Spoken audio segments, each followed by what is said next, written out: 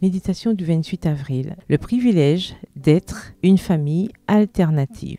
Je suis soutenu par l'amour de ma famille. Citation de Maya Angelou. Aussi incroyable que cela puisse paraître, au Japon, il existe une entreprise de location de famille. Vous pouvez engager une personne à l'heure pour jouer le rôle de votre père, votre mère, votre conjoint, votre frère ou ami. La solitude est devenue un tel problème social au Japon qu'il est possible de louer les services d'un parent ou d'un ami d'emprunt. Pourquoi payer pour ce service ? Pour parler ouvertement de choses que l'on n'ose pas dire à son entourage, de peur d'être jugé, pour avoir des parents idéaux le jour du mariage, au cas où ses propres parents ne veulent pas être présents ou ne sont pas à la hauteur, pour pouvoir faire accepter un enfant dans un établissement scolaire où les enfants de familles monoparentales ne sont pas acceptés. Dans certains cas, la relation d'abord professionnelle devient personnelle et le contact est maintenu par la suite. Ce n'est peut-être pas une famille idéale, mais c'est une famille fonctionnelle. Cette particularité de la société japonaise a beaucoup à voir avec ce dont nous parlions hier. Les êtres humains ont besoin de sentir la présence, le soutien, l'appui, l'amitié, l'aide et la proximité d'autres êtres humains. Si le fait de louer les services de quelqu'un peut en quelque sorte satisfaire ce besoin intérieur, imaginez ce qui se passe lorsque nous bénéficions réellement de l'amour, de la compagnie, de l'aide, du réconfort et du soutien